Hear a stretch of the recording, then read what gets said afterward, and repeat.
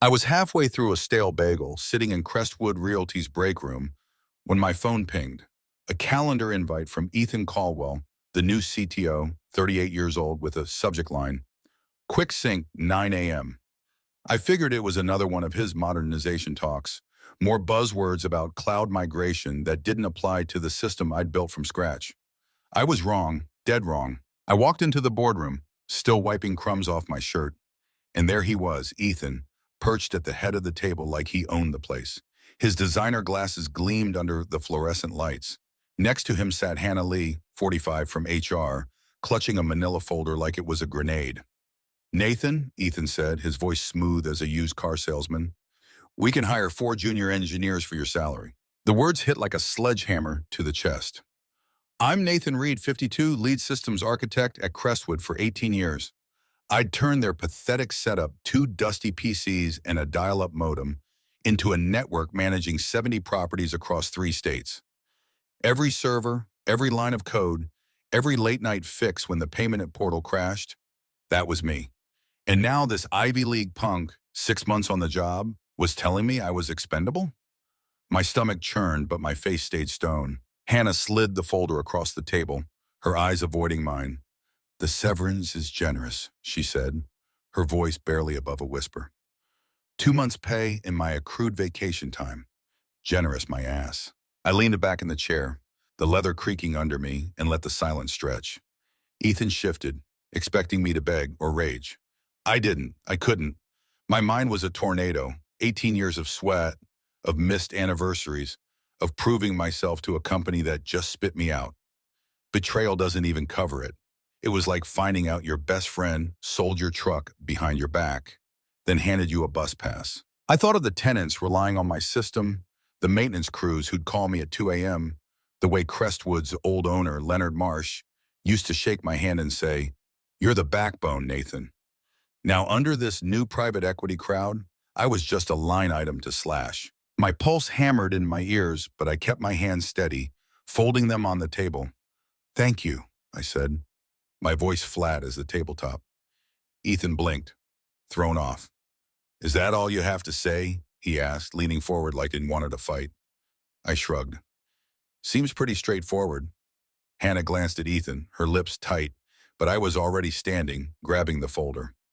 I walked out, my boots heavy on the carpet, feeling their eyes on my back. The boardroom door clicked shut behind me, and for a second I stood in the hallway, the hum of the AC drowning out the world. My chest burned, not with tears, but with something sharper, disbelief laced with rage. I'd built their empire, and they'd traded me for a few kids fresh out of college. I gripped the folder tighter, my knuckles white, and headed for my desk. Whatever came next, I wasn't going to let them see me break. The hallway outside of the boardroom felt like a tunnel, the walls closing in as I walked back to my desk.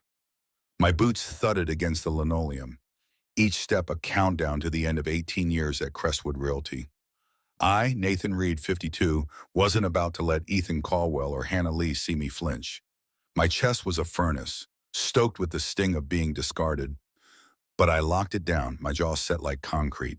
I reached my cubicle, the space I'd called mine since Clinton was president, and started moving. No outbursts, no curses, just action. I grabbed a cardboard box from under the desk, the kind we use for printer paper, and began clearing out. My hands moved on autopilot, a worn notepad filled with server configs, a stress ball from a company picnic, a faded post-it from Clara with "Don't forget dinner" scrawled in her loopy handwriting. Each item felt like a shard of a life I'd poured into this place. My coworkers glanced over, their whispers buzzing like static, but I didn't meet their eyes. I unplugged my monitor bar, coiled the cables with precision, and stacked my books, Network Security Essentials, Linux Administration, into the box. The weight of it grounded me, kept the chaos in my head from spilling out. I carried the box to my truck in the parking garage, the air thick with exhaust and the faint tang of oil. I slid it into the back seat, the cardboard scraping against the leather, and shut the door with a soft click. My fingers lingered on the handle, the cold metal biting into my palm. I wanted to scream, to smash something, to call Ethan and tell him he'd just gutted the company's spine, but I didn't. I climbed into the driver's seat, started the engine, and let the low rumble of the V8 fill the silence.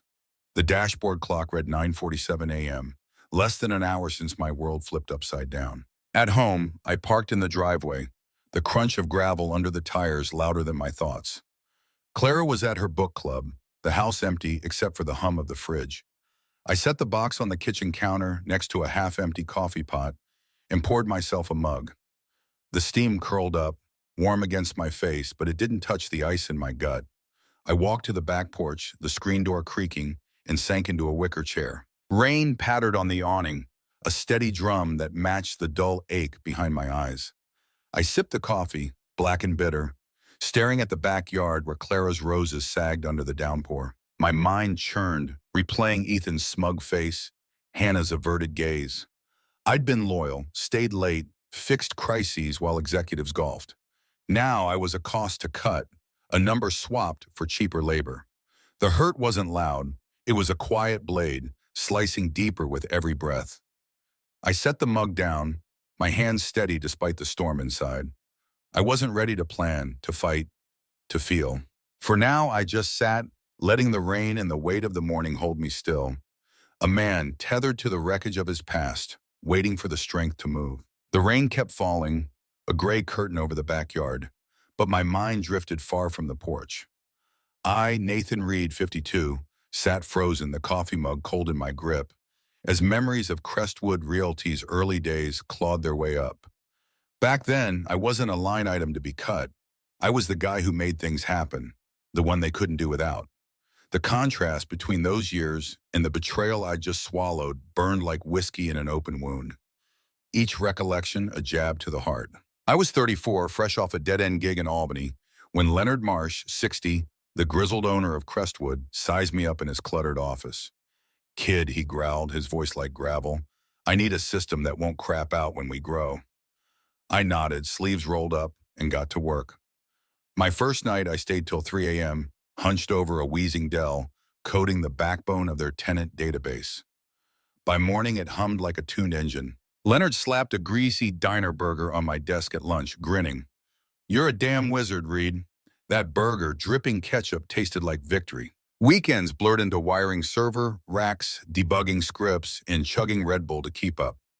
When we launched the first automated rent collection, the office threw a pizza party.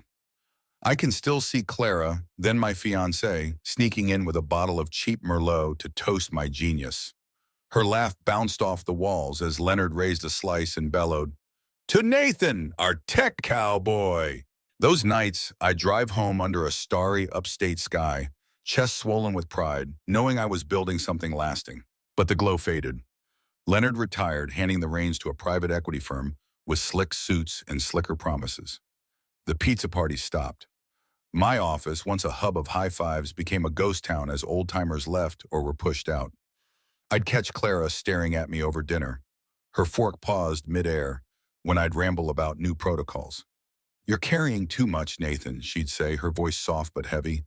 I'd shrug it off, stubborn, believing Crestwood still needed me. Somewhere along the line, the company I loved morphed into a machine that didn't care who fed it. Now, staring at the soggy roses, those memories felt like a cruel joke. The man who'd once been indispensable was tossed aside. My life's work reduced to a cardboard box in the kitchen. My throat tightened, not with tears, but with a raw, gnawing regret. I'd given Crestwood my prime years, sacrificed family dinners, missed Clara's art shows, all for a company that saw me as disposable. The rain slowed to a drizzle, but the ache didn't. Each flashback, Leonard's grin, Clara's whine, the hum of a system I built, twisted the knife deeper, reminding me how far I'd fallen from the days when my name meant something. I stood, joints stiff, and set the mug on the railing. The past was gone and the present was a gaping hole. But as I turned back to the house, a flicker of resolve sparked. I wasn't done yet. Crestwood might have betrayed me, but I'd find a way to rise from this, even if I didn't know how. The drizzle had stopped, leaving the air heavy with damp earth as I stepped off the porch. I, Nathan Reed, 52, felt the weight of Crestwood Realty's betrayal like a stone in my gut. But standing still wasn't going to fix it. My mind, restless, sifted through the months before that brutal morning, picking out the signals I'd ignored. They were there, subtle as cracks in a foundation, whispering that the ground beneath me was shifting. I'd been too bullheaded to listen, too anchored to the idea that my work made me untouchable. It started when Ethan Caldwell, the new CTO, strutted into Crestwood 8 months back. He was all polish, crisp suits, TED Talk jargon, a grin that didn't reach his eyes. He'd hover in my office, asking about legacy systems while scribbling on a tablet. Soon he brought in a trio of fresh-faced coders, barely old enough to rent a car, calling them the future. They trailed me, peppering questions about database schemas, their notebooks filled with half-baked diagrams. I'd explain the interlocking security layers, the failover protocols, but their eyes glazed over like I was teaching quantum physics to kindergartners. Then the meetings changed. I used to brief the execs on system upgrades, my charts projected on the big screen, but Ethan started running strategy sessions without me, the invites mysteriously missing from my inbox. I'd hear laughter from the conference room, see those young coders shuffling out with Starbucks cups, while I was left tweaking servers alone. My proposal for a documentation team, critical to keep the system maintainable, got shot down in an email from Hannah Lee in HR. Budget constraints, it read, no explanation. I printed it, pinned it to my corkboard, and kept working. Clara saw it clearer than I did. One night over takeout Chinese, she set down her chopsticks and fixed me with a stare. "Nathan, they're boxing you out," she said, her voice low, like she was breaking bad news. I laughed it off, cracking open a fortune cookie, but her words stuck like a splinter. She noticed other things, how I'd come home later, how I'd mutter about Ethan's cloud-first nonsense, how my shoulders slumped when I thought no one was watching. Still, I dug in, convinced Crestwood couldn't run without me. The final hint was Ethan's last visit to my office, a week before the axe fell. He leaned against the doorframe, casual as a frat bro, and said, "Let's touch base soon, Nathan. Gotta align our visions." His smile was all teeth, no warmth. I nodded, but my gut twisted, a warning I didn't heed. I kept coding, kept the system humming, blind to the noose tightening. Now, pacing the damp grass, those signs glowed like neon. Each one a missed meeting, a rejected proposal. Clara's quiet warnings screamed what I wouldn't admit. Crestwood was phasing me out. The realization didn't spark anger. It sank into me, cold and heavy, like lake water in winter. I'd been loyal to a fault, and they'd played me for a fool. I stopped pacing, hands shoved in my pockets, and looked at the house. Clara would be home soon. I needed to move, to act, to claw my way out of this hole they'd dug for me. The backyard grass was still slick under my boots as I stood, hands jammed in my pockets, staring at the darkening sky. I, Nathan Reed, 52, had just pieced together the warning signs Crestwood Realty had waved in my face for months. The betrayal wasn't just a single blow, it was a calculated shove out the door. My insides churned, a mix of hurt and defiance, but I wasn't about to wallow. Standing there with Clara's roses dripping in the twilight, I decided to fight back. Not with fists or shouting, but with a plan as precise as the systems I'd built. I went inside, the kitchen clock ticking loud in the quiet house. My laptop sat on the dining table, a lifeline to something new. I fired it up, the screen's glow casting shadows on the oak paneling, and got to work. First, I polished my LinkedIn profile, swapping out the generic lead systems architect for a sharp summary of my 18 years wiring Crestwood's digital backbone. I uploaded a headshot Clara had taken last summer, me in a flannel by the lake, looking steady, not broken. Next, I dug through my inbox for old contacts. Guys like Tom Grayson, a headhunter from Rochester, and Sarah Klein, a VP at a rival firm, Horizon Properties. I shot them brief emails, nothing desperate, just exploring new opportunities. Let's talk. Then I turned to defense. I pulled my employment contract from a file cabinet, scanning every clause for traps, non-competes, confidentiality terms. Crestwood owned my code, sure, but not my brain. I copied personal files, certifications, performance reviews, onto a thumb drive and stashed it in a lockbox under the bed. If they came after me, I'd be ready. I checked my bank account, transferring half our savings to a new one in my name only, just in case things got messy. Each click, each document, was a brick in a wall I was building to protect what was mine. By midnight, The house creaked with emptiness. Clara still at her book club. I poured a glass of water, the faucets hissed my only company, and kept going. Horizon Properties had replied, a curt, "Can you meet Tuesday?" from their tech director. I typed back, "Name the time," my fingers steady despite the storm in my chest. I wasn't just job hunting, I was plotting a comeback. A way to prove Crestwood's mistake would cost them more than they'd ever imagined. My heart pounded, not with panic but with focus, like I was debugging a critical system under a deadline. The emotional weight didn't lift. It pressed harder, a reminder of what I'd lost. But I channeled it into every calculated step, each one a silent vow to rise above their treachery. I leaned back, the chair groaning, and stared at the ceiling. Clara's words from months ago echoed, "They're boxing you out." She'd been right, and I'd been too stubborn to see it. Now I was wide awake, mapping my next move like a chess player down a queen but still in the game. The laptop hummed, the screen a beacon in the dark. I wasn't ready to win yet, but I was damn sure ready to fight. The dining room were a cave of shadows. The laptop's glow my only light as I, Nathan Reed 52, plotted my escape from Crestwood Realty's betrayal. My fingers hovered over the keyboard, finalizing a meeting with Horizon Properties, when my phone buzzed, slicing through the silence. A text from Ryan Holt 40, a database admin I'd mentored for a decade, lit up the screen. "Check your email, you need to see this." My pulse kicked up, a warning I couldn't ignore. I opened my inbox, found Ryan's message, and clicked the attached zip file, my gut bracing for impact. The folder spilled open with a dozen emails, each one a dagger. They were internal threads between Ethan Caldwell, the CTO who'd axed me, and Crestwood's board, time-stamped 9 months back. My name jumped out like a headline. Ethan's words, typed in crisp corporate prose, laid out a cost optimization plan. Replace overpaid senior staff with Agi junior talent. I was target one, labeled redundant, despite my system running 70 properties flawlessly. One email dated last spring chilled me. "Reed's custom architecture is a liability. Too complex.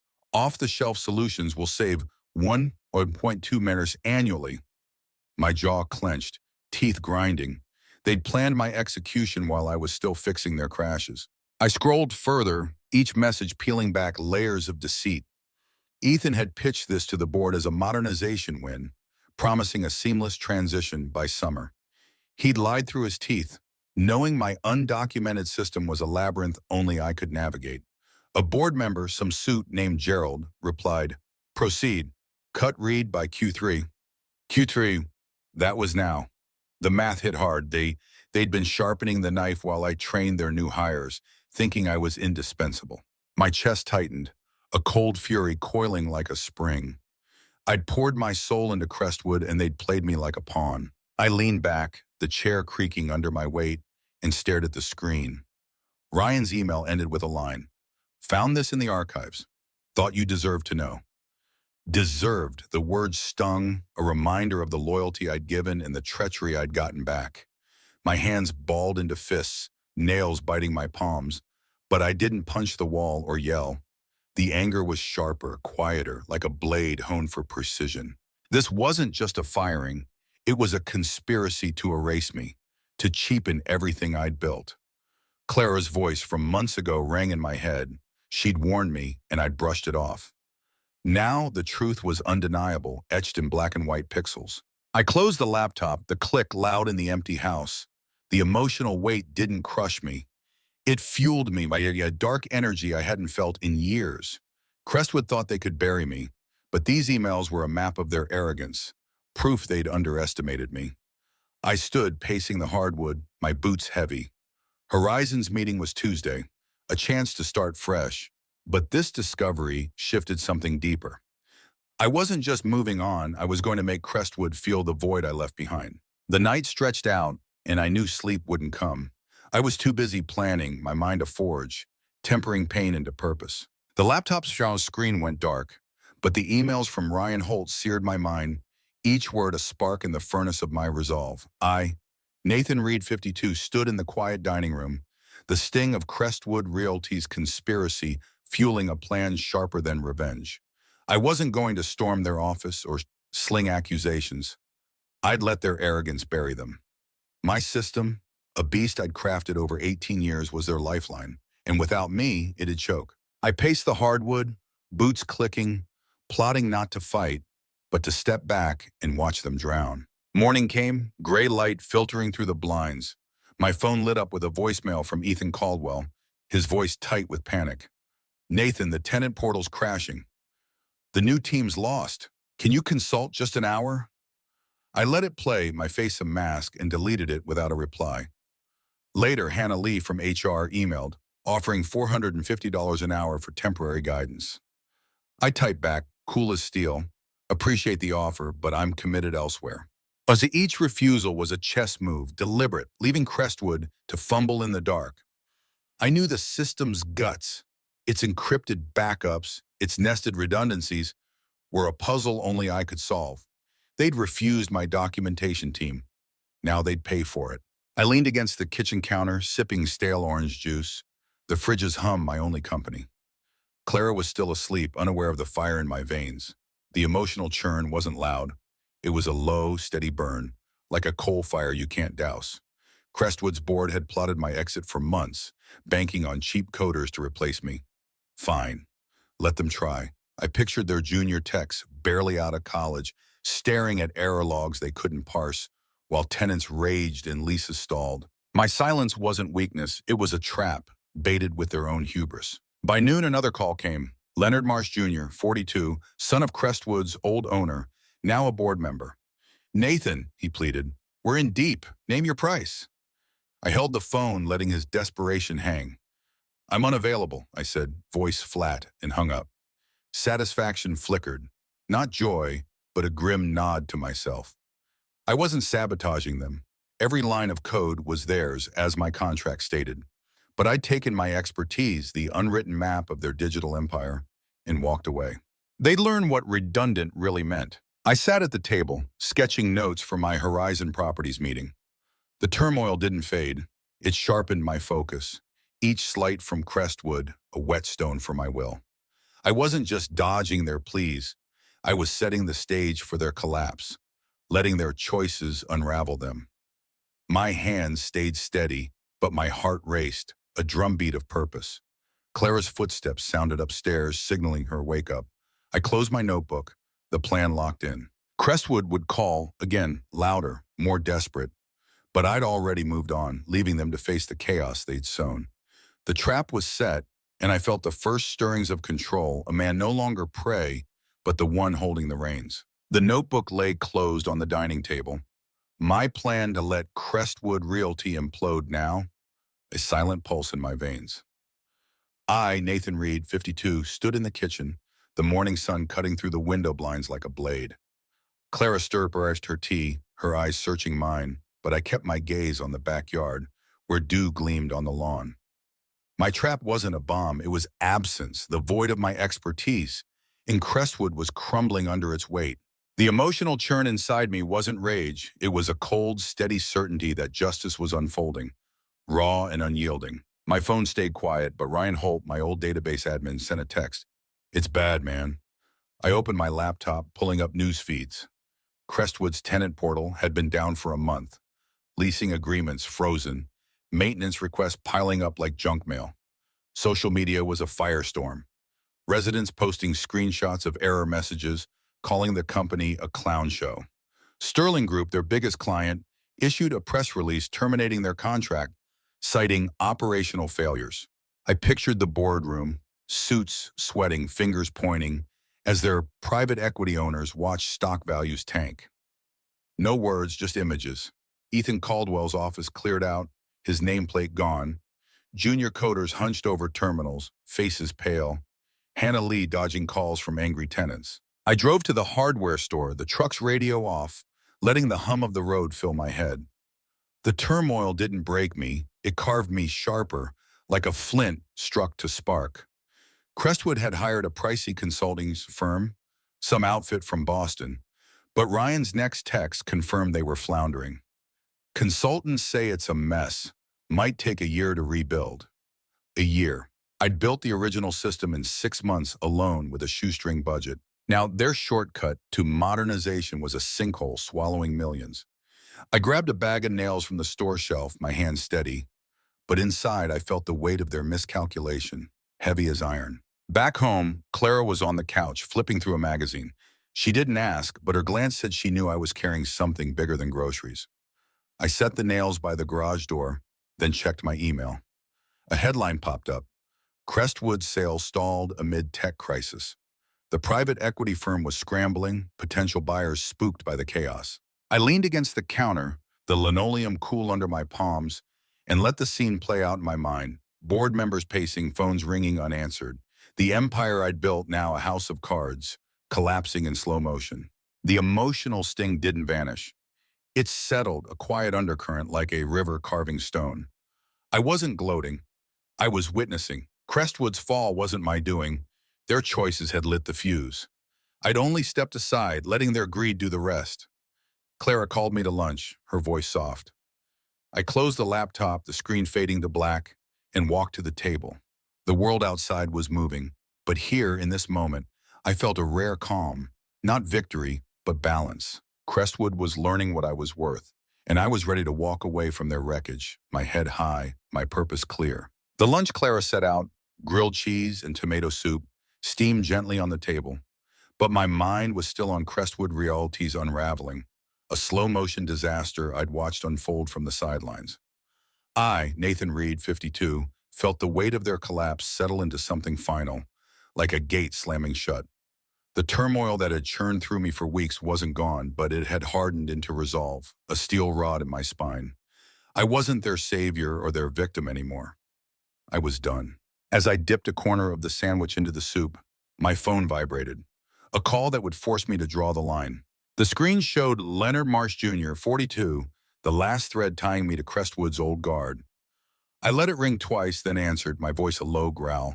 Nathan, he started, his tone frayed. We're bleeding out. Sterling's gone. The sale's dead. Come back. Triple your old salary. Full control. His words hung, desperate, like a man clinging to a ledge. I set the spoon down, the clink loud in the quiet kitchen. Clara glanced up, her eyes sharp, sensing the moment. I leaned back, the chair's wood creaking, and let the silence stretch. No, I said, each syllable a hammer strike. I've moved on. Don't call again. I ended the call, my thumb steady, and blocked his number, the screen going dark. I stood, carrying my plate to the sink, the faucet's rush drowning out the faint hum of the fridge.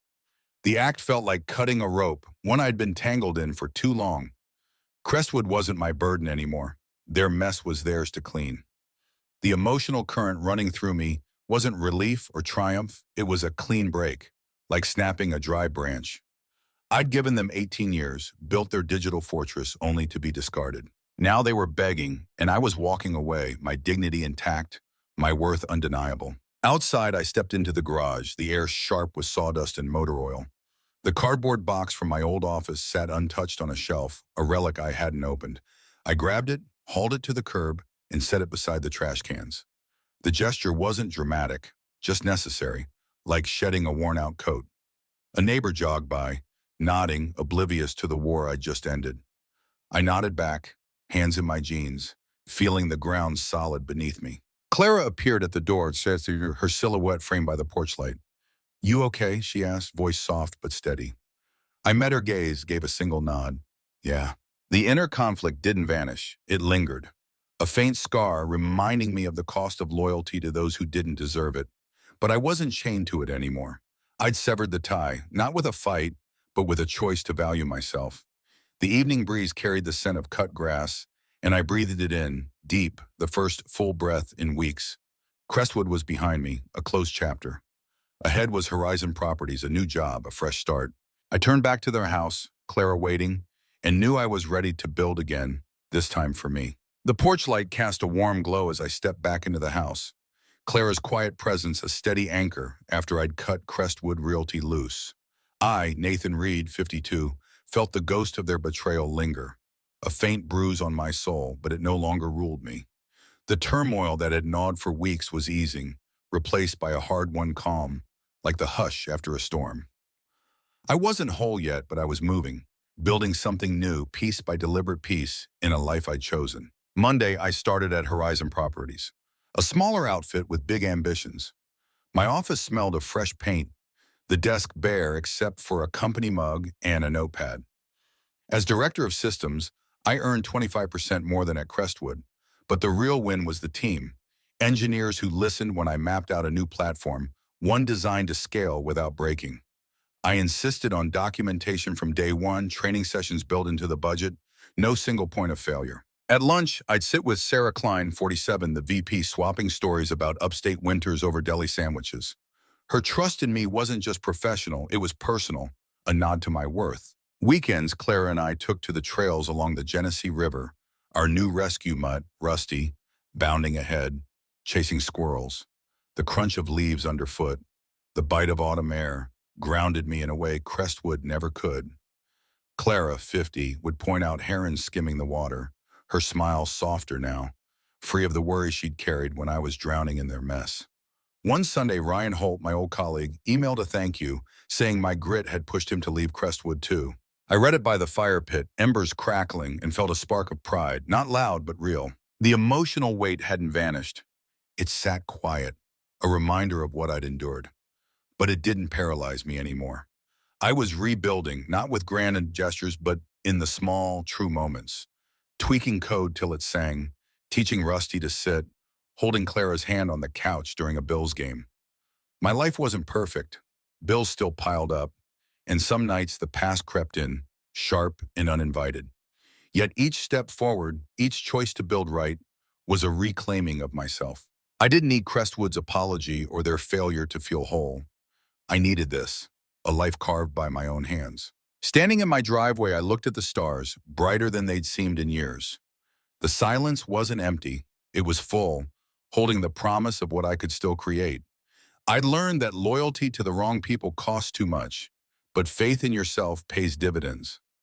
Now I'm curious about you. Have you ever had to walk away from something you built, only to find strength in starting over? What did it teach you about your own worth?